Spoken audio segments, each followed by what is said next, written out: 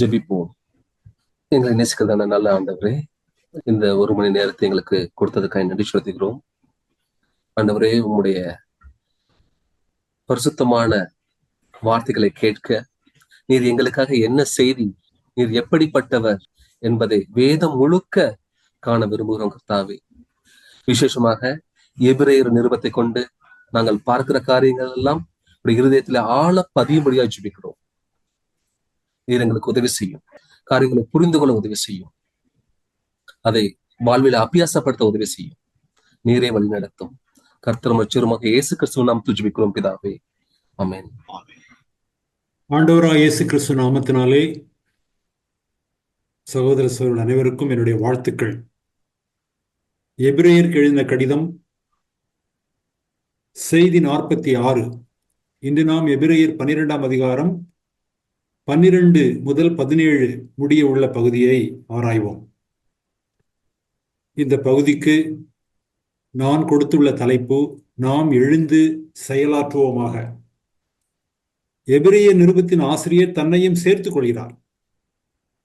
தன்னுடைய வாசகர்களுக்கு முன்னிலையில் நீங்கள் எழுந்து செயலாற்றுங்கள் என்று மட்டும் சொல்லாமல், தன்மையில் தன்னையும் அவர்களோடு சேர்த்துக்கொண்டு நாம் எழுந்து செயலாற்றுவோமாக.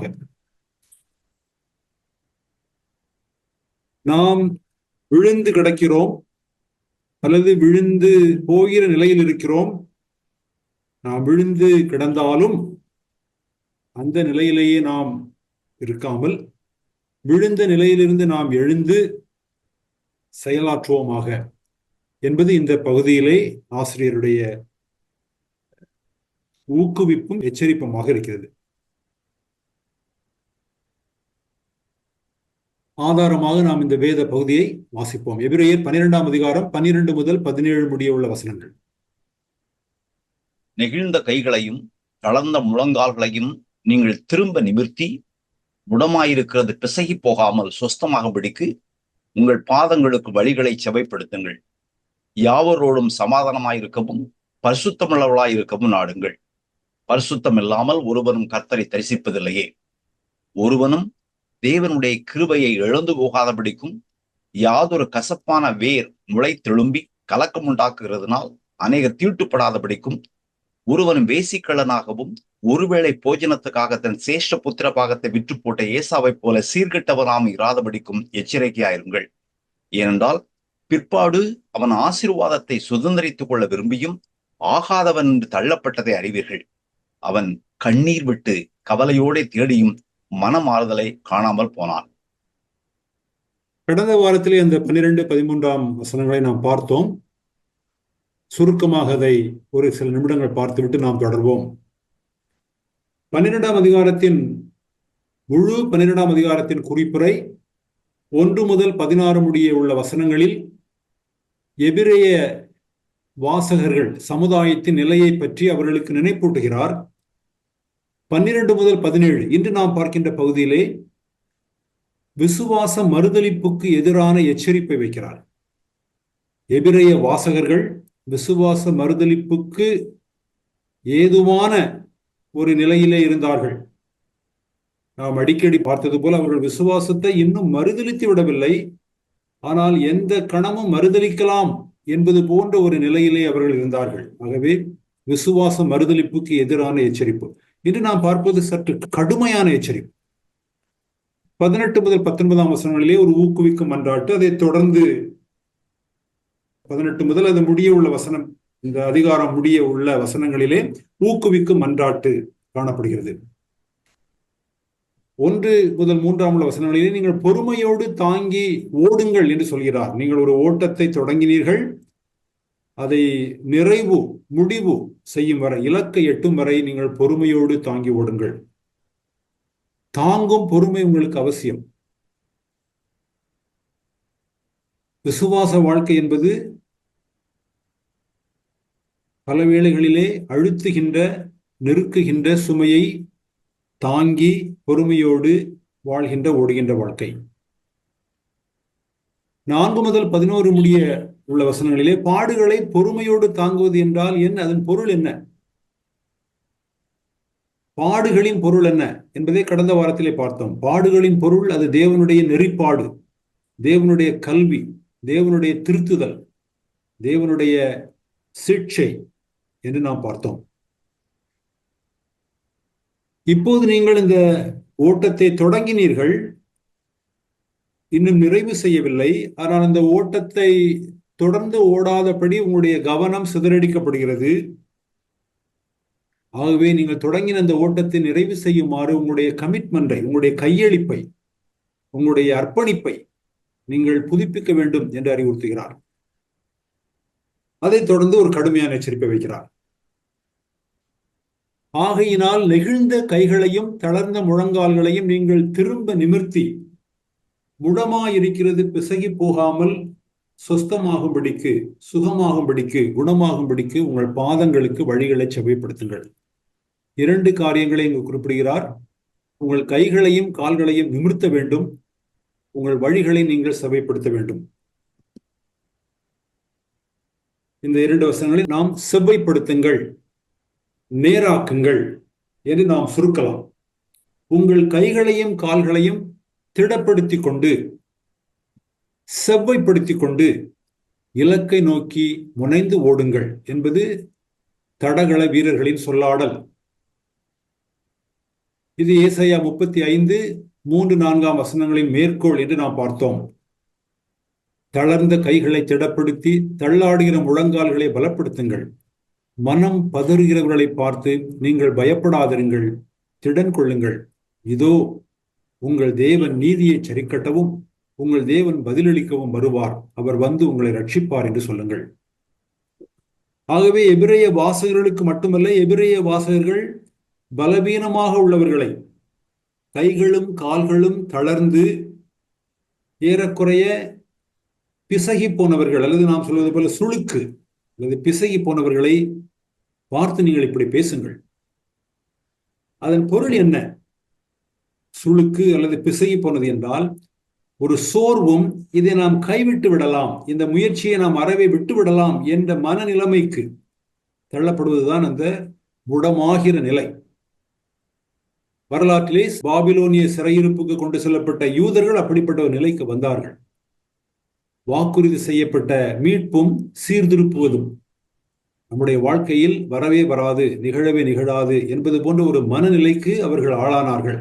அப்போது அப்படிப்பட்ட மனநிலையில் இருப்பவர்களுக்கு ஏசாயாவின் தீர்க்கதரிசனம் இப்படி உரைக்கப்படுகிறது. மிக முக்கியமாக ஏசாயா சொல்வது, தேவன் தம்முடைய வாக்குறுதியை நிறைவேற்றுவார். ஆகவே நீங்கள் ஒரு கல் தட்டி விழுந்து அந்த சோர்விலும் கைவிட்டு விடுகிற முயற்சியை கைவிட்டு விடுகிற நிலைமைக்கு வராதுங்கள். நீங்கள் எழுங்கள், உங்கள் கால்களை நீங்கள் நிமிர்த்துங்கள், உங்கள் கைகளை நீங்கள் நிமிர்த்துங்கள் என்றவர் ஊக்குவிக்கிறார். வருகிறவர் இன்னும் கொஞ்ச காலத்தில் வருவார், தாமதம் பண்ணார் என்பது அவர்களை ஊக்குவிக்கின்ற சொல். நீதிமொழிகள் 4:26, உன் கால்நடையை சீர்தூக்கிப்பார், உன் வழிகள் எல்லாம் நிலைவரப்பட்டிருப்பதாக. உங்கள் கால்களை மட்டுமல்ல, உங்களுடைய வழிகளை, உங்கள் கால்களை நிமிர்த்துங்கள், செவ்வையாக்குங்கள், உங்கள் வழிகளை நேராக்குங்கள்.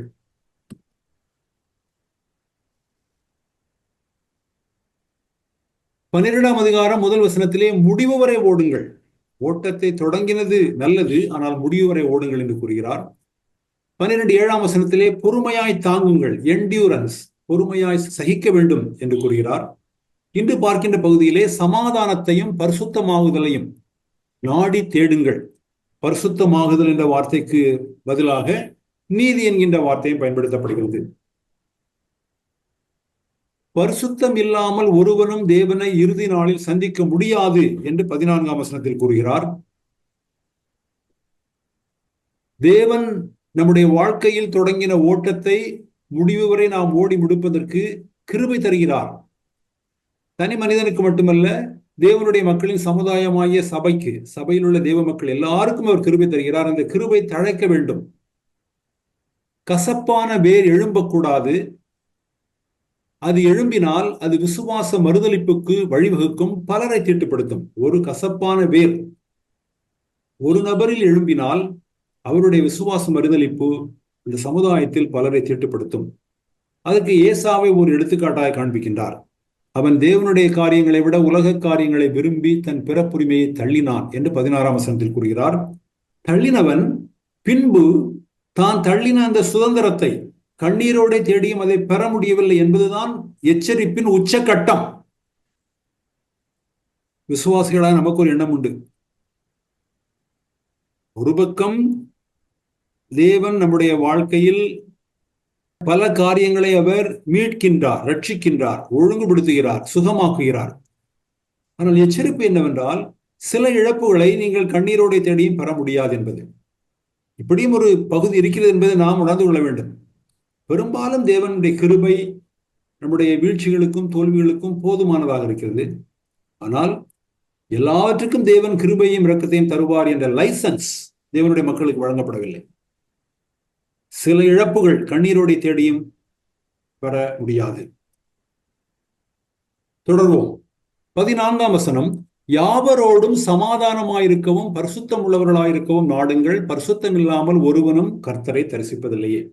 இந்த முழு அதிகாரத்தினுடைய போக்கு, நீங்கள் ஒரு ஓட்டத்தை தொடங்கி, விசுவாச ஓட்டத்தை தொடங்கி இருக்கிறீர்கள். 11ஆம் அதிகாரத்தில் உங்களுக்கு முன்பாக பல விசுவாச நாயகர்கள் தங்கள் ஓட்டத்தை தொடங்கி நிறைவு செய்திருக்கின்றார்கள். அவர்கள் எல்லாருக்கும் வாக்குறுதி அளிக்கப்பட்ட வெகுமதி அவர்கள் பெற்றுக்கொள்ளவில்லை. ஆனால் வெகுமதியை பெறுவோம் என்ற நம்பிக்கையிலே அவர்கள் தங்கள் ஓட்டத்தை ஓடி முடித்தார்கள். நீங்களும் பொறுமையோடு தாங்கி ஓட வேண்டும்.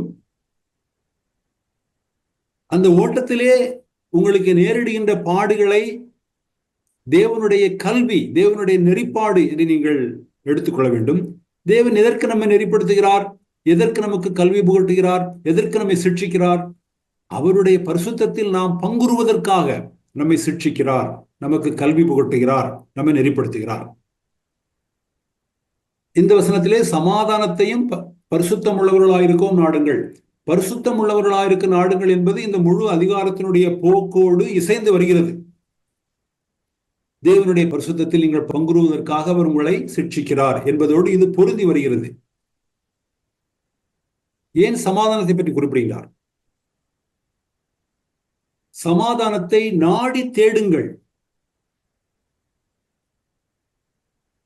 நீதியையும் பரிசுத்தத்தையும் நாடி தேடுங்கள் என்று நாம் பார்க்கின்றோம். 10ஆம் வசனத்திலே நாம் பார்த்தோம், தேவனுடைய பரிசுத்தத்தில் நாம் பங்குற வேண்டும் என்ற நம் நன்மைக்காக தேவன் நம்மை நெறிப்படுத்துகின்றார். ஆகவே அந்த 10ஆம் வசனத்தில் சொல்லப்பட்ட செய்தியோடு கருத்தோடு இது பொருந்தி போகிறது. தேவனுடைய பரிசுத்தத்தில் நாம் பங்குறுவது என்பது நம்முடைய நன்மை, அது நம்முடைய ஆசீர்வாதம். அது ஆட்டோமேட்டிக்காக ஒரு தானியங்கிக்கு நடைபெறுவது போல நாம் தேவனுடைய பரிசுத்தத்தில் பங்குற்று விடுவதில்லை. அதில் பங்குறுவதற்காக எப்படி ஒரு தகப்பன் தன் மகனை, தன் மகளை சிட்சிக்கிறானோ, கல்வி புகட்டுகிறானோ, அதுபோல தேவன் நம்மை சிட்சிக்கிறார், கல்வி புகட்டுகிறார், நெறிப்படுத்துகிறார். 12, 13ஆம் வசனங்களிலே உங்கள் பாதைகளை நேராக்குங்கள், உங்கள் கால்களை செவ்வைப்படுத்துங்கள், நிமிர்த்துங்கள் என்று பார்க்கின்றோம். இந்த வசனத்திலே சமாதானத்தை நாடி தேடுங்கள் என்று கூறுகின்றார். இதனுடைய பொருள் என்ன? பரிசுத்தத்தை பற்றி பேசிக் கொண்டிருக்கும் போது ஏன் சமாதானத்தை பற்றியும் ஆசிரியர் பேசுகின்றார்? எபிரேய வாசகர்கள் சமாதானத்தை பற்றி ஏதாவது அவர்களுக்கு பிரச்சனை இருந்ததா என்றால் அதுவும் பொருந்தும். இந்த சமாதானத்தை நாடுவது என்பது எல்லா மனிதர்களோடும் சமாதானத்தை நாடுவது என்றும் எடுத்துக்கொள்ளலாம். குறிப்பாக சக விசுவாசிகளோடு சமாதானத்தை நாடுங்கள் என்று சொல்வதாம் எடுத்துக்கொள்ளலாம். ரோமர் 12ஆம் அதிகாரம் 18ஆம் வசனம், கூடுமானால் உங்களால் ஆன மட்டும் எல்லா மனுஷரோடும் சமாதானமாயிருங்கள். ஏன் கூடுமானால் என்றால், போராட்டங்கள் என்று வரும்போது நம்முடைய பக்கம் நாம் சமாதானத்தை நாடி தேடினாலும் அடுத்த சாரார், அடுத்த பக்கம் சமாதானத்தை நாடி தேடவில்லை என்றால் அப்படிப்பட்ட வேளையிலே சமாதானம் வாய்க்காமல் போய்விடும். அது நம்முடைய பொறுப்பல்ல. நம்மாலானவரை, நம்மை பொறுத்தவரை சக மனிதர்களோடும் குறிப்பாக சக விசுவாசிகளோடும் சமாதானத்தை நாடுங்கள் என்று கூறுகிறார். நேர்த்தியான பாதைகள் சமாதானத்தை விளைவிக்கும்.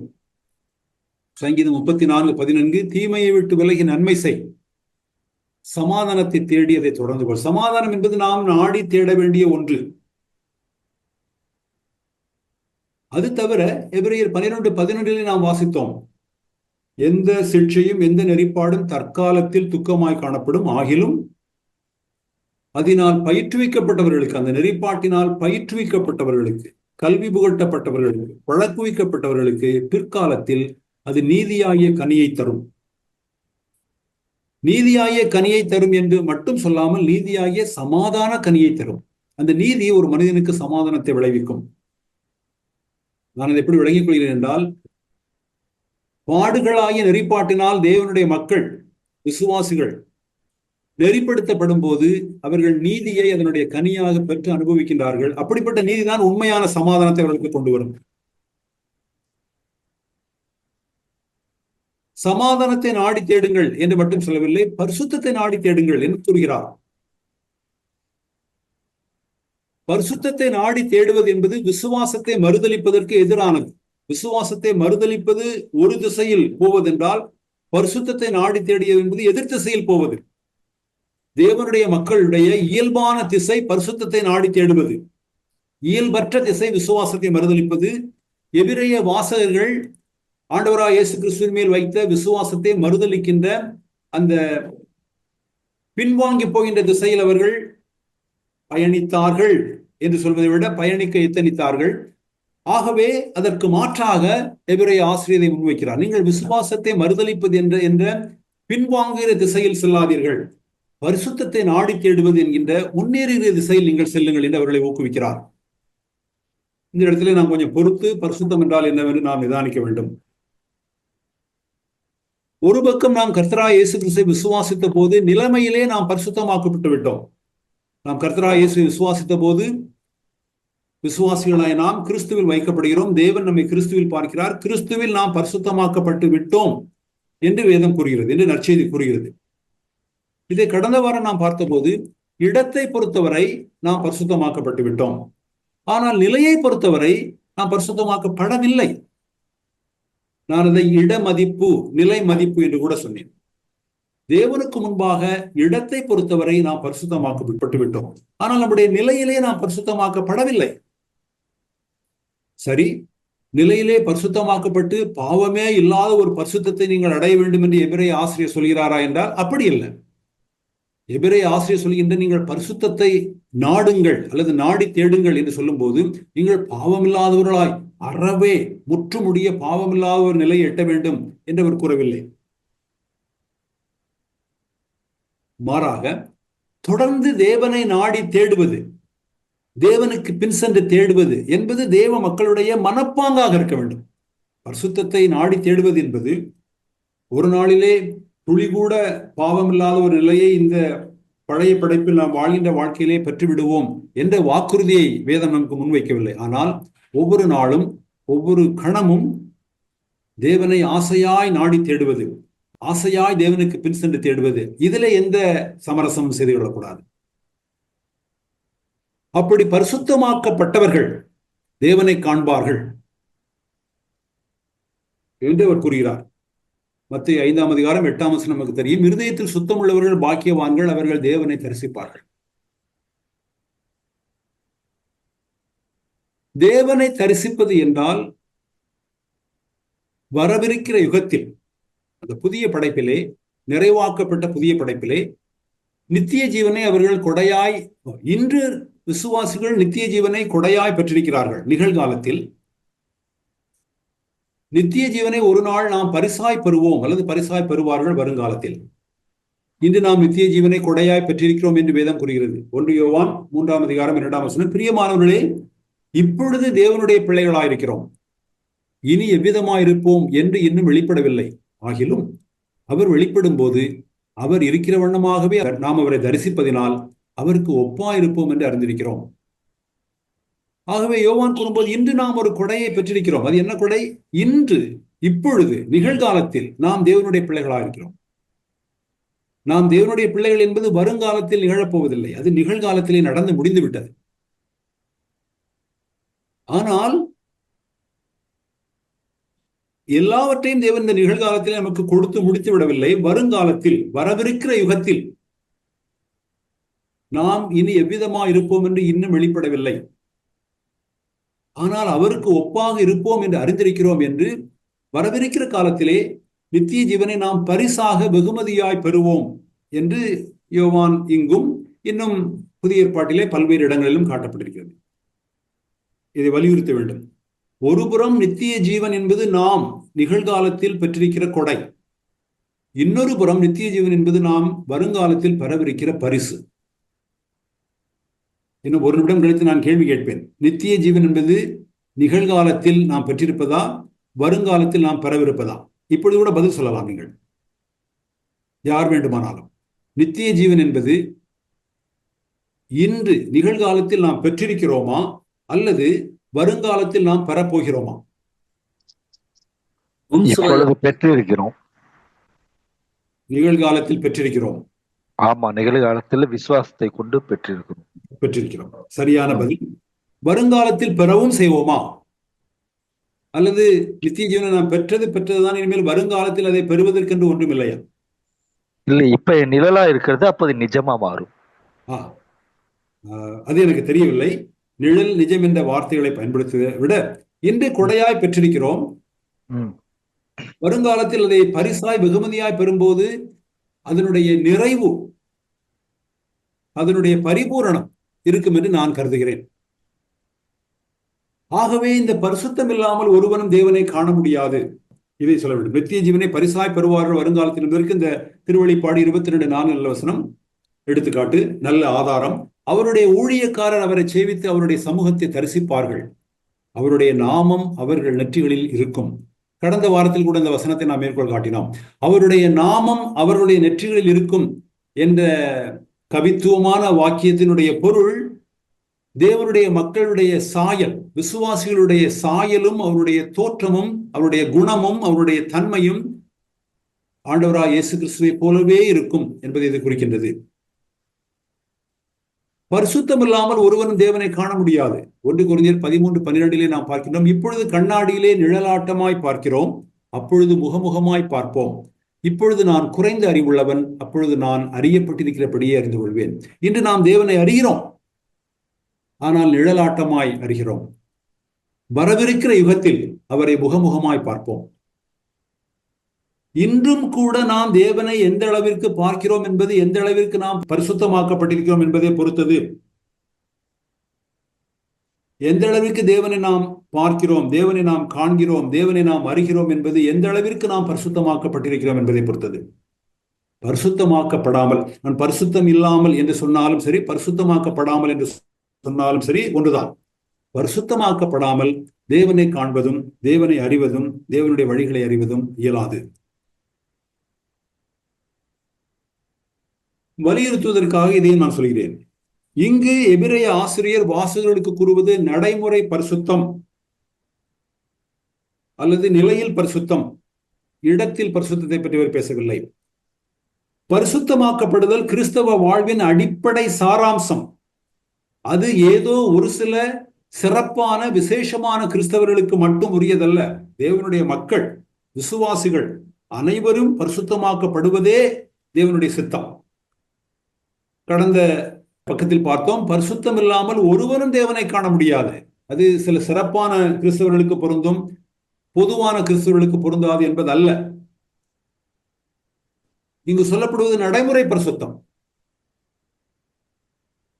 எபிரேயர் 12:10 நாம் வாசித்தோம், இந்த பூமிக்குரிய தகப்பன்மார்கள் தங்களுக்கு நலமென்று தோன்றினபடி கொஞ்ச காலம் சிட்சித்தார்கள். இவரோ, தேவனோ, தம்முடைய பரிசுத்தத்துக்கு நாம் பங்குள்ளவர்களாகும் பொருட்டு, அல்லது நாம் அதை கூறுவது போல தம் பரிசுத்தத்தில் நாம் பங்குறும் பொருட்டு நம் நன்மைக்காகவே நம்மை நெறிப்படுத்துகிறார். ஆகவே இது நாம் ஏற்கனவே பெற்றுவிட்ட பரிசுத்தத்தை பற்றி பேசவில்லை. நாம் பங்குறுகின்ற, நாம் பங்கு பெறுகின்ற பரிசுத்தத்தை பற்றி பேசுகின்றார். 1 தெசலோனிக்கேயர் 4:3 நீங்கள் பரிசுத்தம் உள்ளவர்களாக வேண்டும் என்பதே தேவனுடைய சித்தமா இருக்கிறது. அதை சற்று திருத்தி நான் எழுதியிருக்கிறேன். இதுவே தேவனுடைய சித்தம், நீங்கள் பரிசுத்தமாக்கப்படும். This is the will of God, your sanctification. ஆகவே நாம் ஏற்கனவே பரிசுத்தமாக்கப்பட்டு விட்டோம் என்றால் நீங்கள் பரிசுத்தமாக்கப்பட வேண்டும் என்று சொல்வதில் எந்த பொருளும் இல்லை. தேவனுடைய பார்வையில் இடத்தை பொறுத்தவரை நாம் பரிசுத்தமாக்கப்பட்டிருக்கிறோம். ஆனால் நடைமுறையில், நிலையை பொறுத்தவரை நாம் பரிசுத்தமாக்கப்பட வேண்டும். நடைமுறை வாழ்க்கையில், தங்கள் நிலையில், தங்கள் உள்ளான நிலையில், தங்கள் ஒழுக்கத்தில், தங்கள் அறத்தில், தங்கள் சீலத்தில், தங்கள் குணத்தில் தேவனுடைய மக்கள் பரிசுத்தமாக்கப்பட வேண்டும். அது மட்டுமில்லை, பரிசுத்தமில்லாதவர்களை பழக்கமாய் கொண்டிருப்பவர்கள் தேவனுடைய அரசை, தேவனுடைய ராஜ்யத்தை சுதந்திரிக்க மாட்டார்கள் என்று பவுலும் கூட கூறுகிறார். 1 கொரிந்தியர் 6, 9, 10 வசனங்களிலே, அநியாயக்காரர் தேவனுடைய ராஜ்யத்தை சுதந்திரிப்பதில்லை என்று அறியீர்களா, வஞ்சிக்கப்படாதீர்கள் என்று ஒரு நீண்ட பட்டியல் சொல்கிறார். பரிசுத்தத்திற்கு எதிரான அசுத்தம் என்னவென்று ஒரு நீண்ட பட்டியலை சொல்லிவிட்டு, இவர்கள் எல்லாரும் தேவனுடைய ராஜ்யத்தை சுதந்திரிப்பதில்லை. ஆகவே பரிசுத்தமாக்கப்படுவது என்பது ஏதோ இடத்தை பொறுத்தவரை இல்லை. விசுவாசத்தை உடனே நாம் பரிசுத்தமாகிவிட்டோம், அந்த பரிசுத்தத்தை பற்றி இங்கு பேசவில்லை. ஒருவேளை உங்களில் யாராவது சிலர் அப்படி கற்பனை செய்திருப்பீர்கள் என்றால், வேதத்திலே நற்செய்தியிலே பல காரியங்களுக்கு 2 பக்கங்கள் உண்டு. இடத்தை பொறுத்தவரை பரிசுத்தம் ஆக்கப்பட்டு விட்டோம், நிலையை பொறுத்தவரை பரிசுத்தமாக்கப்பட வேண்டும். நித்திய ஜீவன் என்பதை நிகழ்காலத்தில் கொடையாக கொண்டு பெற்றிருக்கிறோம், வரவிருக்கிற காலத்தில் வெகுமதியாய் பரிசாய் பெறுவோம் என்று பல உண்மைகளுக்கு 2 பக்கங்கள் உண்டு. நாம் ஒரு பக்கமாய் சாய்ந்து விடக்கூடாது. தேவனுடைய பரிசுத்தத்தில் பங்குற அழைக்கப்பட்டிருக்கிறவர்கள் பரிசுத்தமாக இருக்க வேண்டும். தேவன் தம்முடைய பரிசுத்தத்திலேயே பங்குறுவதற்காக அவருடைய மக்களை அழைத்திருக்கிறார். ஆகவே நாம் பரிசுத்தமாக இருக்க வேண்டும் என்று பேதுரு தன்னுடைய முதல் கடிதத்தில் 1 அதிகாரம் 15ஆம் வசனத்தில் வாசிக்கிறோம். உங்களை அழைத்தவர் பரிசுத்தராயிருக்கிறது போல நீங்களும் உங்கள் நடக்கைகள் எல்லாவற்றிலேயும் பரிசுத்தராயிருங்கள். நடக்கை எப்படி போனாலும் பரவாயில்லை, நாங்கள் விசுவாசத்தினால் பரிசுத்தமாக்கப்பட்டிருக்கிறோம் என்பது பொய். பேதுரு லேவியராகமத்திலிருந்து மேற்கோள் காட்டுகின்றார். அது ஒன்று தவறு. லேவியராகமம் 11:45, நான் உங்கள் தேவனாயிருக்கும்படி உங்களை எகிப்து தேசத்திலிருந்து வரப்பண்ணின கர்த்தர், நான் பரிசுத்தர், ஆகையால் நீங்களும் பரிசுத்தமாயிருப்பீர்களாக, பரிசுத்தராயிருப்பீர்களாக. இது எதற்கு என்றால், தேவனுடைய மக்கள் இந்த 2 அற்றங்களுக்கு போகின்ற ஆபத்து உள்ளது. ஒன்று, நாம் சட்டவாதிகளாக, லீகலிஸ்டாக இருக்கலாம். இதை செய்ய வேண்டும், அதை செய்ய வேண்டும், அப்படி செய்ய வேண்டும், இப்படி செய்ய வேண்டும், இதை செய்யாவிட்டால் தேவன் உங்களை தண்டிப்பார், அதை செய்யாவிட்டால் தேவன் உங்களை தண்டிப்பார். இது லீகலிசம், சட்டவாதம் அல்லது சட்டவாதிகள். கிருபை மட்டும்தான் நம்மை நீதிப்படுத்துகிறது, ஆகவே கிருபைக்கு வெளியே நாம் நீதிப்படுத்தப்பட வேண்டும், நாம் பரிசுத்தமாக்கப்பட வேண்டும், இதெல்லாம் நற்செய்தி இல்லை என்று சொல்கிறது ஒரு அற்றம், ஒரு எக்ஸ்ட்ரீம், சட்டவாதிகள்.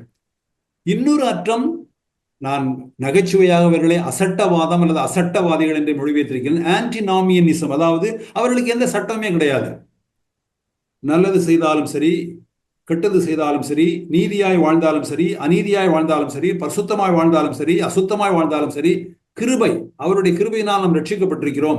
நாம் நீதியாகவோ அநீதியாகவோ பரிசுத்தமாகவோ அசுத்தமாகவோ வாழ்வதெல்லாம் அதிலே ஒரு பொருட்டும் இல்லை என்று சொல்வது சட்டமற்ற வாதிகள் இவர்கள். இந்த 2மே தேவனுடைய நற்செய்திக்கு முரணானது. 15ஆம் வசனம், ஒருவனும் தேவனுடைய கிருபையை இழந்து போகாதபடிக்கும் யாதொரு கசப்பான வேர் முளைத்தெழும்பி கலக்கம் உண்டாக்குகிறதுனால் அநேகர் தீட்டுப்படாதபடிக்கும் தேவனுடைய கிருபையை இழந்து விடாதீர்கள் என்று எபிரேய வாசகர்களுக்கு அவர் ஊக்குவிக்கின்றார். தேவனுடைய கிருபை உங்களுக்கு கிடைக்கிறது, தேவனுடைய கிருபை உங்களுக்கு கிடைத்திருக்கின்றது. இந்த கிடைத்திருக்கிற தேவனுடைய கிருபையை நீங்கள் அரைகுறையா விட்டு விடாதீர்கள். பரிசுத்தமாகுதலுக்கு, நான் பரிசுத்தமாகுதல் என்று சொன்னாலும் அதை துல்லியமாக பேச வேண்டுமென்றால் பரிசுத்தமாக்கப்படுதல். தேவன் நம்மை பரிசுத்தமாக்குகின்றார், நாம் பரிசுத்தமாக்கப்படுகின்றோம். தேவன் நம்மை பரிசுத்தமாக்குதலில் அவருக்கு நாம் கீழ்ப்படுகின்றோம், அவருக்கு நாம் ஒத்துழைக்கின்றோம். ஆனால் பரிசுத்தமாக்குகிறவர் தேவன். தேவன் நம்மை பரிசுத்தமாக்காவிட்டால் நாம் பரிசுத்தமாக்கப்படுவதில்லை. ஆகவே நான் அதை செயற்பாட்டு வினையில் பரிசுத்தமாக்கப்படுவது என்றுதான் சொல்ல வேண்டும். ஆனால் அது நீளமாக இருப்பதால் பரிசுத்தமாகுதல் என்று எளிமைக்காக அப்படி சொல்கிறேன். பரிசுத்தமாகுதலுக்கு பகையான எல்லாவற்றையும் முளையிலே கிள்ளி எறிய வேண்டும். முளையிலே. அது இன்னொரு விதமாக சொல்லும் போது, தேவனுடைய கிருபையை பெற தவறாதீர்கள். நீங்கள் அப்படி கிள்ளி எறியாவிட்டால் தேவனுடைய கிருபையை பெற தவறுகின்றீர்கள். நமக்கு ஏராளமாய் தாராளமாய் உதாரத்துவமாய் கிடைத்திருக்கின்ற தேவனுடைய கிருபையை நீங்கள் பெற தவறுகின்றீர்கள், அப்படி முளையிலே கிள்ளி எறியாவிட்டால். தேவன் அவருடைய குமாரனில் கிறிஸ்துவில் நமக்கு ஏராளமான தாராளமான உதாரத்துவமான அபரிமிதமான ஆர்க்கின்ற கிருபை நமக்கு அளித்திருக்கின்றார். Super abounding grace. அதை தமிழில் நான் எப்படி சொல்வது என்றால், பொங்கி வழியும் கிருபை. அவ்வளவு கிருபையை தேவன் தம்முடைய குமாரனில் வழங்கியிருக்கின்றார். நம்மை பொறுத்தவரை கிருபை என்பது தகுதி இல்லாதவனுக்கு கொடுக்கப்படும் தயவு, அன்மெரிட்டட் ஃபேவர் என்று நாம் அதை சுருக்கிவிட முடியாது. புதிய ஏற்பாட்டிலே கிருபை என்பது ஒரு வளமான வார்த்தை, அது ஒரு பல பரிமாணங்கள் உடைய ஒரு வார்த்தை. உண்மைதான், கிருபை என்பது தகுதி இல்லாதவனுக்கு தரப்படுகின்ற தயவு என்பது உண்மைதான். ஆனால் கிருபை என்பது அதைவிட பல மடங்கு மேலானது. பெற்ற கிருபையை, பெற்ற தேவனுடைய கிருபையை வீணாக்காதீர்கள் என்று பவுல் கூறுகின்றார். 2 கொரிந்தியர் 6:1, தேவனுடைய கிருபையை நீங்கள் விருதாவாய் வீணாய் பெறாதபடிக்கு உடன் வேலையாட்களாகிய நாங்கள் உங்களுக்கு புத்தி சொல்கிறோம். தேவன் தம்முடைய கிருபையை அவருடைய குமாரனில் உங்களுக்கு கொடுத்திருக்கின்றார். அந்த கிருபையை நீங்கள் வீணடித்து விடாதீர்கள். நீங்கள் தொடங்கினீர்கள் உங்கள் ஓட்டத்தை, பின்பு தடைபட்டு நிற்கிறீர்கள். அப்படி நீங்கள் தடைபட்டு தயங்கி தேங்கி பராக்கு பார்த்து கொண்டு இடது பக்கம் வலது பக்கம் பின்பக்கம் பார்த்து கொண்டு முன்பு செல்லலாமா செல்ல வேண்டாமா என்று இருக்கும்போது நீங்கள் தேவனுடைய கிருபையிலிருந்து விழுந்தீர்கள், அல்லது தேவனுடைய கிருபையை பெற தவறுகிறீர்கள், அல்லது தேவனுடைய கிருபைக்கு குறைவாகி விட்டீர்கள் என்று மீண்டும் கலாத்தியருக்கு சொல்லும் போது பவுல் கூறுகிறார். கலாத்தியர் 5:4, நியாயப்பிரமாணத்தினால் நீதிமான்களாக விரும்புகிற நீங்கள் யாவரும் கிறிஸ்துவை விட்டு பிரிந்து கிருபையை நின்று விழுந்தீர்கள், அல்லது கிருபையை பெற நீங்கள் தவறுகிறீர்கள். இதே எபிரேயர் கடிதத்தில் 4:16 நாம் வாசித்திருக்கிறோம். ஆதலால் நாம் இரக்கத்தை பெறவும் ஏற்ற சமயத்தில் சகாயம் செய்யும் கிருபையை அடையவும் தைரியமாய் கிருபாசன தண்டையிலே சேரக்கடவும். ஆகவே இந்த கிருபை தேவை வேளையில் உதவுகின்றது. இரக்கத்தை பெறவும் ஏற்ற சமயத்தில் தமிழில் இருக்கிறது, அது நல்ல மொழியாக்கம் தான். எந்த சமயத்தில் தேவைப்படுகிறதோ அந்த சமயத்தில் நமக்கு உதவி செய்யக்கூடியது கிருபை. இன்னும் பல்வேறு பகுதிகளின் வெளிச்சத்தில் பார்த்தால் இந்த கிருபை என்பதை நாம் இப்படி புரிந்து கொள்ளலாம். வரவிருக்கிற யுகத்தில் தேவனுடைய மக்களுக்கு அவர் கொடுக்கவிருக்கின்ற அந்த வளங்களை இந்த யுகத்திலே அவருடைய குமாரனாய கிறிஸ்துவில் பரத்திலிருந்து அவர் நமக்கு அருளுகின்றார். அதுதான் தேவனுடைய கிருபை என்று நீங்கள் பொருள் கொள்ளலாம். நான் மீண்டும் சொல்கிறேன், வரவிருக்கிற யுகத்திலே தம்முடைய மக்களுக்கு தேவன் வைத்திருக்கின்ற நன்மைகளை, ஆசீர்வாதங்களை, வளங்களை கிறிஸ்துவில் இன்று பரத்திலிருந்து தேவன் தம்முடைய மக்களுக்கு அருள்கின்றார். இது இந்த யுகத்திற்கு உரியதல்ல, வரவிருக்கிற யுகத்திற்கு உரியதுதான். ஆனால் முன் சுவையாக, முன் தொகையாக, அச்சாரமாக தேவன் கிறிஸ்துவில் தம்முடைய பரம வளங்களை தம்முடைய மக்களுக்கு கிடைக்க செய்கின்றார். அதற்கு ஒரு பெயர் தான் கிருபை. இதுதான் கிருபையினுடைய வரையறை என்று நான் சொல்லவில்லை. ஆனால் இதை உங்கள் மனதில் வைத்துக் கொண்டு புதிய ஏற்பாட்டை வாசிப்பீர்கள் என்றால், கிறிஸ்துவில் தேவனுடைய கிருபை எவ்வளவு வளமானது, எவ்வளவு செழிப்பானது, எவ்வளவு பொங்கி வழிகின்ற கிருபை என்று நீங்கள் வியப்பீர்கள். இந்த கிருபையில் நம்முடைய நம்பிக்கை உள்ளது. நாம் தொடங்கின விசுவாச ஓட்டத்தை நிறைவு செய்வோம். தேவன் நம்மிடத்தில் தொடங்கின பரிசுத்தமாக்குதலை முற்றுமுடிய நிறைவாக்குவார் என்ற நம்பிக்கை நம்முடைய சாமர்த்தியத்தினால் இல்லை, தேவன் கிறிஸ்துவில் நமக்கு வழங்குகின்ற கிருபையில் உள்ளது. 1 பேதுரு 1:13, ஆகையால் நீங்கள் உங்கள் மனதின் அறையை கட்டிக்கொண்டு தெளிந்த புத்தியுள்ளவர்களாயிருந்து இயேசு கிறிஸ்து வெளிப்படும் போது உங்களுக்கு அளிக்கப்படும் கிருபையின் மேல் பூரண நம்பிக்கையுள்ளவர்களாயிருங்கள். தேவன் அவருடைய குமாரனில் நமக்கு அளித்திருக்கின்ற கிருபை நம்மை பாதுகாக்க வல்லது, நம்மை பரிசுத்தமாக்க வல்லது, நம்முடைய ஓட்டத்தை நிறைவுறச் செய்ய வல்லது. ஹல்லேலூயா. இப்படி கிருபை உங்களுக்கு உள்ளது, கிருபை உங்களுக்கு கிடைக்கிறது. கிருபை உங்களுக்கு நான் சொன்னது போல ஏராளமாய், தாராளமாய், அபரிமிதமாய், உதாரத்துவமாய் பொங்கி வழிகிறதா இருப்பதால் நீங்கள் அதை பெற தவறாதீர்கள். இந்த கிருபையினால் இலக்கை எட்ட முடியும். இந்த கிருபையினால் மட்டுமே உங்கள் ஓட்டப்பந்தயத்தின் இலக்கை எட்ட முடியும். இதே அதிகாரத்தின் 28 நாம் அடுத்த வாரம் வரும்போது, ஆதலால் அசைவில்லாத ராஜ்யத்தை பெறுகிறவர்களாகிய நாம் பயத்தோடும் பக்தியோடும் தேவனுக்கு பிரியமாய் ஆராதனை செய்யும்படி கிருபையை பற்றிக் கொள்ளக்கூடவும். கிருபை நம்முடைய இல்லாமையில் தேவனுடைய போதுமான தன்மை, கிருபை நம்முடைய பலவீனத்தில் தேவனுடைய பலம், கிருபை நம்முடைய இயலாமையில் தேவனுடைய இயலும் என்கின்ற வளம்.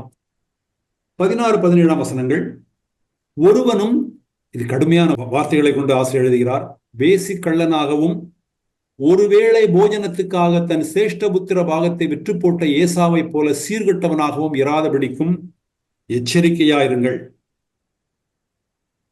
நாம் அடிக்கடி கூறுவது போல இந்த எபிரேய கடிதத்திலே விளக்க உரைகளும் மதியுரையும் மாறி மாறி வருகின்றன. மதியுரையிலே 2 பகுதிகள் உண்டு.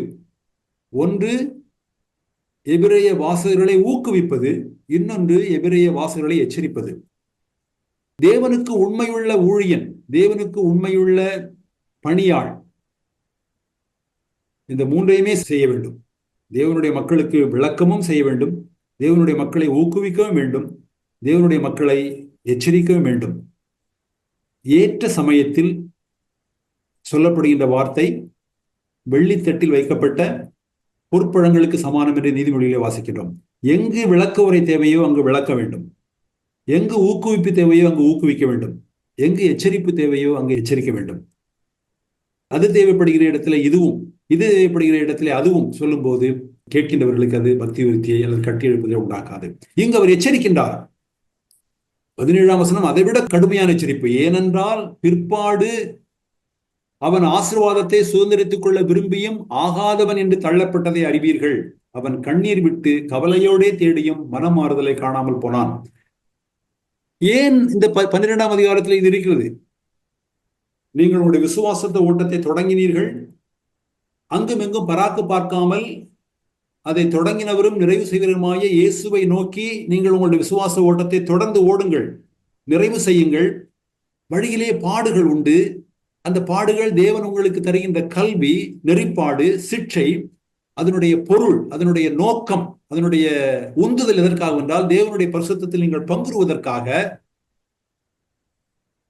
இந்த வெளிச்சத்தில் இவர் சொல்கிறார், ஆகவே இந்த ஆபத்துக்கு நீங்கள் பலியாகி விடாதீர்கள். ஒருவனும் வேசித்தனம் உள்ளவனாகவும் ஒருவேளை உணவுக்காக தன் முதல் மகன் உரிமையை விற்று போட்ட ஏசாவை போல சீர்கட்டவனாகவும் இராதபடிக்கு எச்சரிக்கையாயிருங்கள். ஏனென்றால் பிற்பாடவன் ஆசீர்வாதத்தை சுதந்திரித்துக் கொள்ள விரும்பியும் தகுதி இல்லாதவன் என்று தள்ளப்பட்டதை அறிவீர்கள். அவன் கண்ணீர் விட்டு கதறுதலோടെ தேடியும் சூழ்நிலையில் எந்த மாறுதலையும் காணாமல் போனான். இங்கு எச்சரிக்கையாயிருங்கள். இதை நாம் தவிர்க்க முடியாது. நம்முடைய பிள்ளைகளா இருந்தாலும் சரி, சகோதர சகோதரியா இருந்தாலும் சரி, நாமா இருந்தாலும் சரி, நாம் ஒன்றும் எச்சரிக்கைக்கு அப்பாற்பட்டவர்கள் அல்ல. பாவம் முளையிலேயே களையப்பட வேண்டும். பெரும்பாலும் அது முளையிலேயே களையப்படவில்லை என்றால் அதை களைவது கடினம். பாவத்தை பொறுத்து கொண்டால், பாராமுகமாக இருந்தால், கண்டுகொள்ளாமல் விட்டால், இதெல்லாம் உலகத்தில் நடக்கிறதான் என்று விட்டால் நாம் தேவனுடைய கிருபையை பெற தவறுவோம்.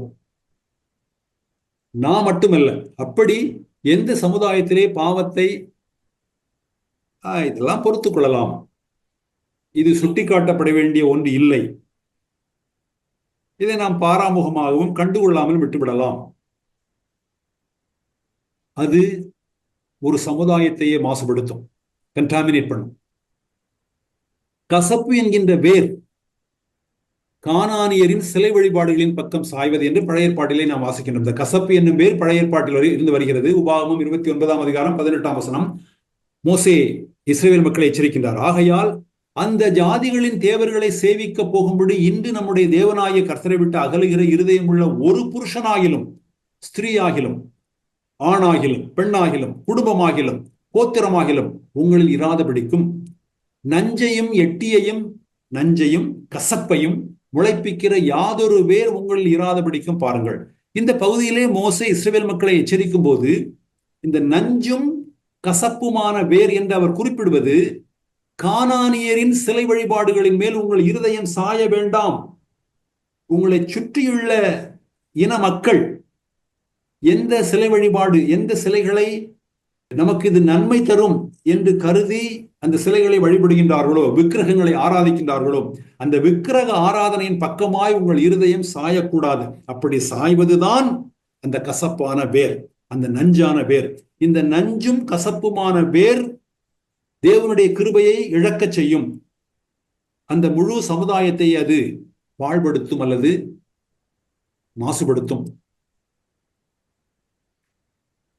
இங்கு கசப்பு என்னும் வேரை நான் இப்படித்தான் புரிந்து கொள்கிறோம். உபாகமம் 29ஆம் வசனத்திலே வாசித்தது போல சிலைகளிடையே போய் தேவனை தேடுவதுதான் கசப்பு என்னும் வேர். கிறிஸ்தவர்கள் சொல்லலாம், நாங்கள் ஒன்றும் சிலைகளிடையே போய் தேடுவதில்லையே என்று. நம்முடைய 3வது செய்தியில் நான் இப்படி ஒரு மேற்கோளை உங்களுக்கு முன்பு வைத்தேன். உன்னதமான தேவன் ஒருவர் இல்லை என்பதல்ல விக்கிரக ஆராதனையின் தன்மை. தேவனுடைய மக்கள் யாரும் தேவன் ஒருவர் இல்லை என்று சொல்வதில்லை, இயேசு கிறிஸ்து தேவன் இல்லை என்று சொல்வதில்லை.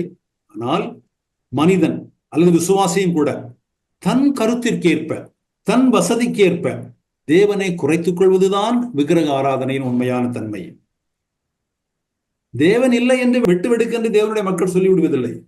ஆனால் என்னுடைய கருத்துக்கேற்ப, என்னுடைய எண்ணத்திற்கேற்ப, என்னுடைய வசதிக்கேற்ப, என்னுடைய சொகுசுக்கேற்ப எனக்கு அது எதுவும் இடைஞ்சல் தரக்கூடாது. அதற்கேற்ப தேவன் யார் என்பதை குறைத்துக் கொள்வதுதான் விக்கிரக ஆராதனையின் அடிப்படையான தன்மை. அந்த முறையிலே தேவனுடைய மக்கள் மத்தியிலே கசப்பு என்கின்ற, கசப்பும் நஞ்சுமான இந்த வேர் சிலைகளிடையே போய் தேவனை தேடுவது. அவர்கள் இருப்பது சிலைகளிடையே தான் நடமாடி வருவார்கள். ஆனால் நாங்கள் தேவனை தேடுவோம் என்பது போல அவர் சொல்வார்கள். பழைய ஏற்பாட்டில் வேசித்தனம் என்பது பொதுவாக சிலை வழிபாட்டுக்கும் விசுவாச மறுதலிப்புக்கும் தான் பயன்படுத்தப்படுகிறது. ஆகவே எச்சரிக்கையா இருங்கள் என்று எபிரேய ஆசிரியர் எபிரேய வாசகர்களை எச்சரிக்கும் போது அவர் குறிப்பாய் சொல்வது இந்த சிலை வழிபாட்டுக்கும் விசுவாச மறுதலிப்புக்கும் நீங்கள் எச்சரிக்கையா இருங்கள். ஆகவே வேசித்தனத்திற்கு எச்சரிக்கையா இருங்கள் என்பதை இப்படி புரிந்து கொள்வதுதான் மிகவும் ஏற்புடையது என்று நான் நினைக்கின்றேன். உங்களிடையே சிலை வழிபாடு, விசுவாச மறுதலிப்பு என்கின்ற வேர், கசப்பான நஞ்சான வேர் எழுகின்ற வாய்ப்பு உண்டு. இன்னொரு காரணம், இந்த வேசித்தனம் என்பதை நாம் சிலை வழிபாடு அல்லது விசுவாச மறுதலிப்பு என்று புரிந்து கொள்வதற்கு இன்னொரு காரணம், பழைய ஏற்பாட்டிலும் சரி அல்லது வேதத்தில் எங்கும் சரி, ஏசா வேசித்தனம் செய்ததாக அவன் மேல் ஒரு குற்றச்சாட்டு இல்லை. ஏசாவின் மேல் கிரிட்டிசிசம் இருக்கிறது. ஏசாவை வேதம் கண்டிக்கிறது. ஆனால் வேசித்தனம் செய்ததாக அவனை கண்டிக்கவில்லை. வேதத்திற்கு வெளியே உள்ள பாரம்பரிய புத்தகங்களின்படி ஏசா ஒரு கொடிய குணமுள்ள மனிதன். வேதம் சொல்கிறது அவன் திறமையான வேட்டைக்காரன், வன சஞ்சாரி என்று. ஆதியாகமம் 25ஆம் அதிகாரம் 27ஆம் வசனம், இந்த பிள்ளைகள் பெரியவர்களான போது ஏசா வேட்டையில் வல்லவனும் வன சஞ்சாரியுமாயிருந்தான். காட்டில் பயணம் செய்வவன், காட்டில் அங்குமிங்கும் சஞ்சரிப்பவனாயிருந்தான். யாக்கோபு குணசாலியும் கூடாரவாசியுமாயிருந்தான். பிலோ என்கின்ற யூத அறிஞர், ஏறக்குறைய கிறிஸ்துவுக்கு முன் ஓராண்டுக்கு முன்பு வாழ்ந்தவர். அவர் ஒரு ஞானி, பல புத்தகங்கள் எழுதியிருக்கிறார். அவர் ஏசாவை பற்றி எழுதும்போது அவன் திறமையான வேட்டைக்காரன் என்பதனுடைய பொருள் அவன் இச்சைகளின் பின் வேட்டையாடுபவன், சீலம், நற்குணம் ஆகிய நகரத்தில் வாழ பொருத்தமில்லாதவன் என்று எழுதுகிறார். இதுபோல ஏசாவை பற்றி வேதத்திற்கு வெளியே பல நூல்களிலே அவனை பற்றி கடுமையாக விமர்சிக்கப்பட்டிருக்கிறது. அதுபோல ஆதியாகமம் 25-29 இந்த வசனங்களை நாம் பார்ப்போம்.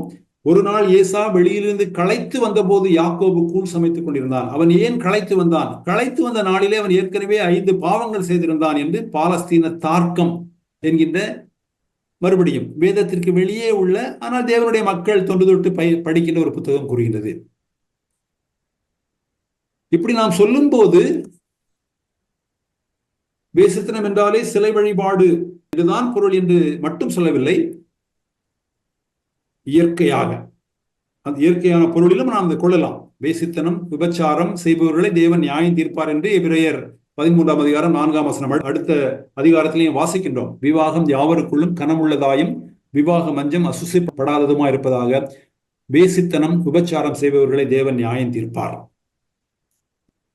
சரி, ஏசா வேசித்தனம் செய்ததாக வேதம் அவனை நியாயம் தீர்க்கவில்லை என்றால் எதற்காக ஏசாவை ஒரு முன்னுதாரணமாய் வைத்து ஆசிரியர் தன்னுடைய வாசகர்களை எச்சரிக்கின்றார்? மிக முக்கியமான ஒரு எண்ணத்திற்கு நாம் வருகிறோம். இதை பார்த்து நாம் முடித்து விடலாம். நீங்கள் சற்று ஊன்றி கவனிக்க வேண்டும்.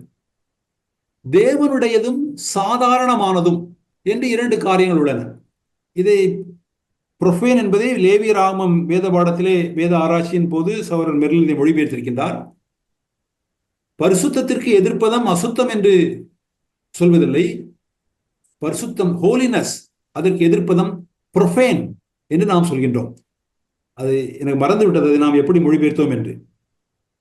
யாருக்கா ஞாபகம் இருக்கிறதா? புரொஃபேன் என்பதை பொதுவானது, பொதுவானது அல்லது சாதாரணமானது. இது தேவனுடையது என்பதற்கு எதிர்ப்பதம் அசுத்தமானது என்பது மட்டுமல்ல, சாதாரணமானது. தேவனுக்கு அடுத்த காரியங்களை சாதாரணமாய் கையாளுவது, ஆவிக்குரிய மதிப்பீடுகளை பற்றி எந்த உணர்வும் இல்லாமல் இருப்பது. ஏசாவுக்கு ஆவிக்குரிய மதிப்பீடுகள், ஸ்பிரிச்சுவல் வேல்யூஸ் பற்றி எந்த உணர்வோ, எந்த அறிவோ அல்லது எந்த சிரத்தையோ, எந்த சீரியஸ்னஸோ இல்லை. அவனுடைய ஈடுபாடு உலக நாட்டங்கள் தான். வேட்டையாடு, விளையாடு, காட்டை சுற்றிப்பார், காட்டிலே பயணி. ஆதியாகமம் 25-29-33 வசனங்கள். ஒரு நாள் ஏசா வெளியிலிருந்து களைத்து வந்த போது யாக்கோபு கூழ் சமைத்துக் கொண்டிருந்தான். அப்பொழுது ஏசா யாக்கோபை நோக்கி, அந்த சிவப்பான கூழிலே நான் சாப்பிட கொஞ்சம் தா, இளைத்திருக்கிறேன் என்றான். இதனாலே அவனுக்கு ஏதோம் என்கிற பெயர் உண்டாயிற்று. அப்பொழுது யாக்கோபு, உன் சிரேஷ்ட புத்திர பாகத்தை இன்று எனக்கு விற்றுப்போடு என்றான். அண்ணனும் உயர்ந்த குணமுள்ளவன் போல் தோன்றவில்லை, தம்பியும் உயர்ந்த குணமுள்ளவன் போல் தோன்றவில்லை. என்னுடைய அப்பா சொல்லுவார்கள், விடாக்கொண்டன் கொடாக்கொண்டன் என்று. அவன் கொடாக்கொண்டன் என்றால் இவன் விடாக்கொண்டனா இருக்கிறான். அதற்கு ஏசா, இதோ நான் சாக போகிறேனே, இந்த சிரேஷ்ட புத்திர பாகம் எனக்கு என்னத்திற்கு? அப்பொழுது யாக்கோபு, இன்று எனக்கு ஆணையிட்டு கொடு என்றான்.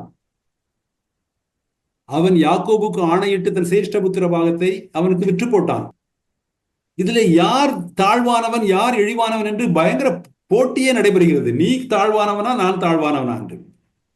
ஆனால் ஒன்று வெளிப்படையாகிறது, ஏசாவுக்கு ஆவிக்குரிய மதிப்பீடுகளிலே எந்த ஈடுபாடும் இல்லை. சிரேஷ்ட புத்திர பாகம், முதல் மகன் உரிமை அல்லது முதல் மகனுடைய சுதந்திரம், அதை வைத்து நான் என்ன செய்ய போகிறேன்? இந்த ஆவிக்குரிய சுதந்திரத்தை வைத்து, என்றைக்கோ கிடைக்கப் போகிற இந்த சுதந்திரத்தை வைத்து இன்றைக்கு நான் ஏன் பசியாறுவதை அல்லது இளைப்பாறுவதை ஒத்திவைக்க வேண்டும்? இப்பொழுது, இன்று, இப்பொழுது, இந்த கணத்தில் என்னுடைய ஆசை நிறைவேறுவது முக்கியமா, அல்லது என்றோ நான் பெறப்போகின்ற முதல் மகன் உரிமை, முதல் மகனுடைய சுதந்திரம் முக்கியமா என்று அவனுக்கு ஆவிக்குரிய மதிப்பீடுகள் மேல் எந்த உணர்வோ எந்த அறிவோ எந்த மேலான எண்ணமோ இல்லை. இந்த இடத்திலே பார்க்கும்போது யாக்கோபும் உயர்ந்த மனிதனாக தென்படவில்லை. ஏசாவின் குணத்தை நாம் பார்க்கிறோம். யாக்கோபு ஆசீர்வாதத்தை ஏமாற்றி வஞ்சிக்கிற போது, இப்போதல்ல, தன்னுடைய வாழ்க்கையினுடைய முடிவுக்கு ஈசாக்கு வரும்போது யாக்கோபு ஏமாற்றி வஞ்சித்து தன்னுடைய தகப்பனிடமிருந்து ஆசீர்வாதத்தை பெற்றுக் கொள்கிறான். ஏசாதை அறிய வரும்போது கடும் கோபம் அடைகிறான். 27ஆம் அதிகாரம் 41ஆம் வசனம், யாக்கோபை தன் தகப்பன் ஆசீர்வதித்த நிமித்தம் ஏசா யாக்கோபை பகைத்து, என் தகப்பனுக்காக துக்கிக்கும் நாட்கள் சீக்கிரமாய் வரும், அவருடைய நாட்கள் முடிவடையும், அப்பொழுது என் சகோதரனாகிய யாக்கோபை கொன்று போடுவேன் என்று ஏசா தன் இருதயத்திலே சொல்லிக் கொண்டான். நான் நினைக்கலாம், ஓ, என் சகோதரனாகிய யாக்கோபை கொன்று போடுவேன் என்று அவன் சொன்னானே, அவன் தீயவன் தானே, அவன் கொடியவன் தானே என்று. யாக்கோபுவும் ஏமாற்றியும் வஞ்சித்தும் தான் அந்த ஆசீர்வாதத்தை பெற்றுக்கொண்டான். ஆனால் மிக சுவாரஸ்யமானது என்னவென்றால், பல ஆண்டுகள் கழித்து ஏசா இந்த பகையை மறந்து விடுகிறான்.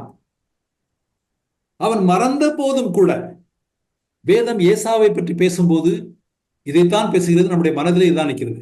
ஏசா தன் பசியில் ஒருவேளை கூழுக்காக தன் பிறப்புரிமையை, அதில் சுதந்திரத்தை விற்று போட்டான், துச்சமாக எண்ணினான், ஒரு பொருட்டாக எண்ணவில்லை.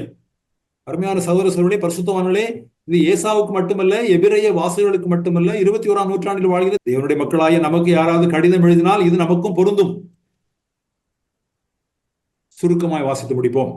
ஆதியாகமம் 32ஆம் அதிகாரம், யாக்கோபு தன்னுடைய தாய்நாடு, தன்னுடைய தகப்பன் நாட்டிற்கு திரும்பும் போது அந்த ஆட்கள் யாக்கோபின் இடத்திற்கு திரும்பி வந்து, நாங்கள் உடைய சகோதரனாகிய ஏசாவின் இடத்திற்கு போய் வந்தோம், அவரும் 400 பேரோடே உம்மை எதிர்கொள்ள வருகிறார் என்றார்கள். அப்பொழுது யாக்கோபு மிகவும் பயந்து வியாகுலப்பட்டு, 400 பேரோடு ஏசா வருகிறான் என்றால் அவனுடைய பகை எனக்கு தெரியும், என்னை கொல்ல வருகிறான். தொடர்ந்து வாசிக்கும் போது, அன்று ராத்திரி அவன் அங்கே தங்கி தன் கைக்கு உதவினவைகளிலே தன் சகோதரனாய ஏசாவுக்கு வெகுமானமாக 200 வெள்ளாடுகளையும் 20 வெள்ளாட்டு கடாக்களையும் 200 செம்மறி ஆடுகளையும் 20 ஆட்டுக்கடாக்களையும் பால் குடிக்கிற 30 ஒட்டகங்களையும் அவைகளின் குட்டிகளையும் 40 கடாரிகளையும் 10 காளைகளையும் 20 கோழிகை கழுதைகளையும் 10 கழுதை குட்டிகளை பிரித்தெடுத்து வேலைக்காரர் கையில் ஒவ்வொரு மந்தையாய் தனித்தனியாக ஒப்புவித்து, நீங்கள் மந்தைக்கு முன்னும் பின்னுமாக இடமிட்டு எனக்கு முன்னாக ஓட்டிக்கொண்டு போங்கள் என்று தன் வேலைக்காரருக்கு சொன்னார். யாக்கோபினுடைய குணம் இங்கு வருகிறது. ஏசா என்னை கொல்ல வருகிறான், அவனை சமாதானப்படுத்துவது எப்படி என்று. ஏசா 33ஆம் அதிகாரத்தில் வாசிக்கிறோம். எதிர்கொண்டு ஓடி வந்து, நான் அடிக்கோடிட்டு, சிவப்பு நிறத்தில் அடிக்கோடிட்டதெல்லாம் நாம் பார்க்கும்போது ஏசாவை பற்றிய குணம் நமக்கு எப்படி தோன்றும் என்றால், அவனுடைய குணம் மிக நற்குணமாய் தோன்றுகிறது. ஏசா எதிர்கொண்டு வந்து அவனை தழுவி அவன் கழுத்தை கட்டிக்கொண்டு அவனை முத்தம் செய்தான். இருவரும் அழுதார்கள். அப்பொழுது அவன், எனக்கு எதிர்கொண்டு வந்த அந்த மந்தையெல்லாம் என்னத்துக்கு என்றான். அதற்கு அவன், என் ஆண்டவனின் கண்கள் எனக்கு தயவு உடைக்கிறதுக்கு என்றான். ஏசா, என் சகோதரன், எனக்கு போதுமானது உண்டு, உன்னுடையது உனக்கு இருக்கட்டும். கடைசியிலே அவனை வருந்தி கேட்டுக்கொண்டான். அப்பொழுது அவன் அதை ஏற்றுக்கொண்டான். பின்பு அவன், நாம் புறப்பட்டு போவோம், வா, நான் உனக்கு முன் நடப்பேன் என்றார். ஏசாவின் குணம் உயர்ந்த குணம் போல் தான் தோன்றுகிறது. யாக்கோபின் குணம் ஏமாற்றினதோட தொடங்கி, அல்லது அவன் கூழை கேட்டபோது உன் முதல் மகன் உரிமையை விற்றுப்போடு என்று சொன்னது தொடங்கி, தன் தகப்பனை ஏமாற்றி வஞ்சித்து ஆசீர்வாதத்தை பெற்றது வரை யாக்கோபின் குணம் ஏசாவின் குணத்தை போல உயர்ந்தது போல் தோன்றவில்லை. ஆனால் தேவன் எதை பார்க்கிறார்? ஏசாவுக்கு தேவனுடைய காரியங்களை பற்றிய மதிப்பீடு எதுவும் இல்லை. அவைகள் சாதாரணமாய் தோன்றின, ப்ரொஃபைன். ஆனால் யாக்கோபுக்கு தேவனுடைய காரியங்களை பற்றி அவனுடைய மதிப்பீடு மிக உயர்ந்ததாக இருந்தது. தேவனுடைய காரியங்கள் அருமையானது என்று கருதினான். யாக்கோபின் குணம் தேவன் தன் குடும்பத்துக்கு வாக்களித்த சுதந்திரத்தின் அருமை, அதை தவறவிடக் கூடாது என்கின்ற உணர்வு, என்கின்ற அறிவு அவனுக்கு இருந்தது. ஆதியாகமம் 35:27, பின்பு யாக்கோபு அர்பாவின் ஊராகிய மம்ரேக்கு தன் தகப்பனாகிய ஈசாக்கினிடத்தில் வந்தான். அது ஆபிரகாமும் ஈசாக்கும் தங்கியிருந்த எபிரோன் என்னும் ஊர். தன் தகப்பனாகிய ஆபிரகாம் ஈசாக்கு அவர்கள் சஞ்சரித்த ஊர், சஞ்சரித்த நிலம் அருமையானது.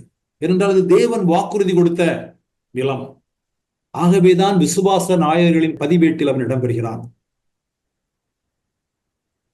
தன்னுடைய வாழ்வின் முதிர் வயதில் யோசேப்பு தன்னுடைய தகப்பனாகிய யாக்கோபை எகிப்துக்கு பார்வோனுக்கு முன்பாக நிற்க கொண்டு வரும்போது ஆதியாகமம் 47 பார்க்கிறோம். பின்பு யோசேப்பு தன் தகப்பனாகிய யாக்கோபை அழைத்துக் கொண்டு வந்து அவனை பார்வோனுக்கு முன்பாக நிறுத்தினான். யாக்கோபு பார்வோனை ஆசீர்வதித்தான். பார்வோனை ஆசீர்வதிக்கிறதற்கு தக்கவனாக யாக்கோபு தன்னை உணர்ந்தான். ஏனென்றால் பார்வோனிடத்தில் இல்லாத ஒன்று தன்னிடத்தில் இருப்பதை யாக்கோபு அறிந்திருந்தான். அவனுக்கு ஆவிக்குரிய, தேவனுக்குரிய மதிப்பீடுகளை பற்றிய உணர்வு இருந்தது. ஏசா ஆகாதவன் அல்லது தகுதி இல்லாதவன் என்று தீர்க்கப்படுகிறது.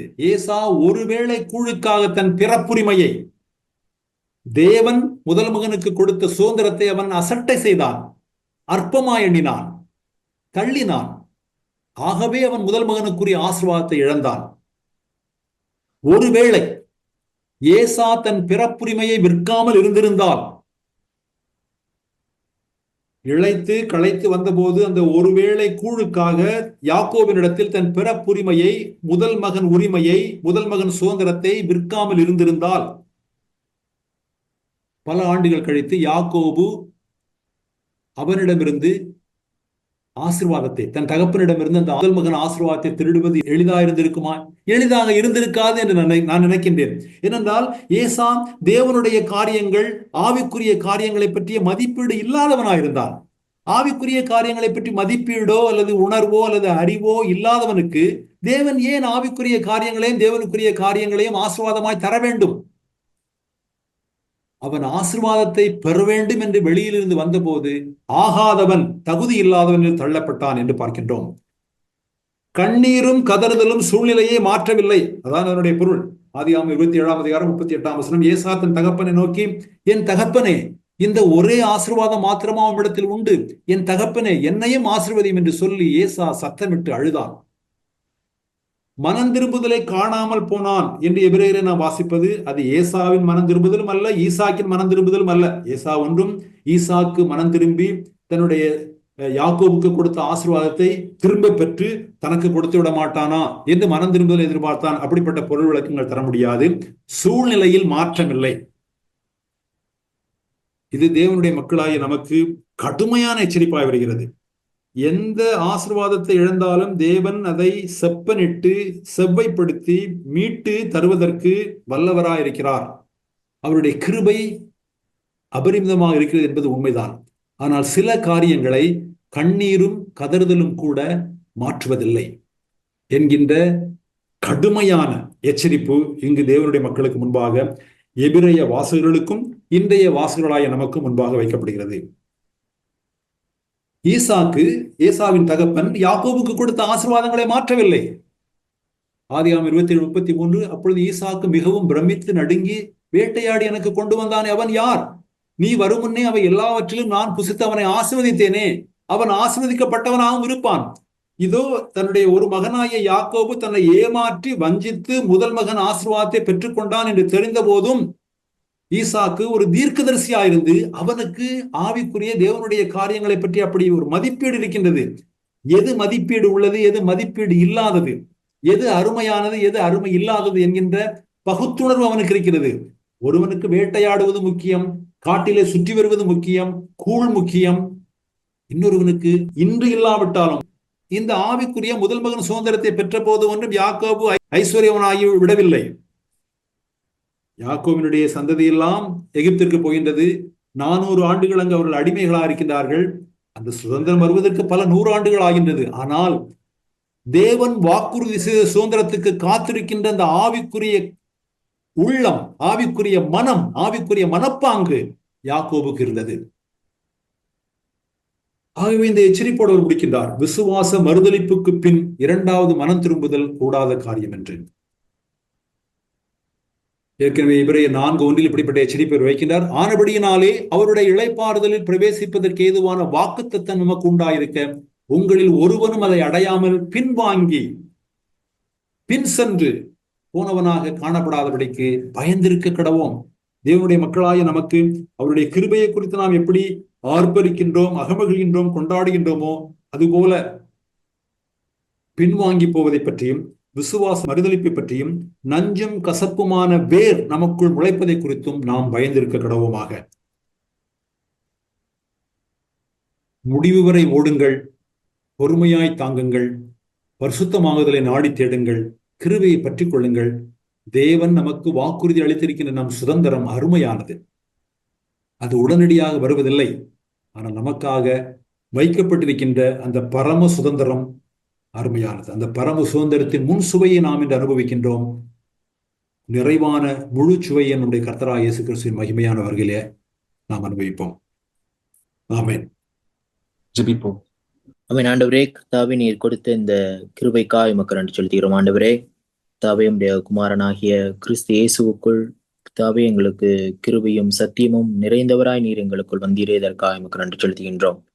கர்த்தாவே, ஒருபோதும் நாங்கள் இந்த பெற்ற கிருபையை விட்டு விலகாதபடிக்கு, விழுந்து போகாதபடிக்கு எங்களை நீர் பாதுகாத்துக் கொள்வீராக.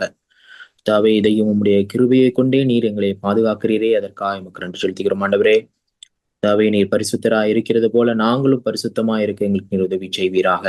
கர்த்தாவே, நாங்கள் பரிசுத்தத்தை நாடி தேடுகிற நபர்களா எங்கள் ஒவ்வொருவரையும் நீர் மாற்றுமாறு நாங்கள் வேண்டிக் கொள்கிறோம். ஆண்டவரே, கர்த்தாவே, நாங்கள் உம்மோடும் கர்த்தாவே மற்ற பரிசுத்தவான்களோடும் சமாதானத்தோடு வாழ எங்களுக்கு நீர் இன்னும் அதிகமாய் பயிற்றுவிப்பீராக. இந்த பரிசுத்த ஆவியை கொண்டும் கர்த்தாவே உம்முடைய கிருபையினால் எங்கள் இன்னும் அதிகமாய் எங்களுக்கு உதவி செய்யுமாறு நாங்கள் வேண்டிக் கொள்கிறோம். ஆண்டவரே, கர்த்தாவே, உம்முடைய கிருபாசனத்திற்கு வருகிறதற்கு தகுதிப்படுத்தின உம்முடைய இரத்தத்திற்காக எமக்கு நன்றி செலுத்துகிறோம். ஆண்டவரே, எங்கள் பாவங்களை எல்லாம் கழுவி கர்த்தாவே எங்களை இன்னும் அதிகமாய் பூரணப்படுத்துவீராக. எங்கள் ரட்சிப்பு நிறைவேற இன்னும் அதிகமாய் பிரயாசப்பட எங்களுக்கு நீர் உதவி செய்யுமாறு வேண்டிக் கொள்கிறோம். இயேசு கிறிஸ்துவின் நாமத்தில் ஜெபிக்கிறோம் பிதாவே, ஆமென்.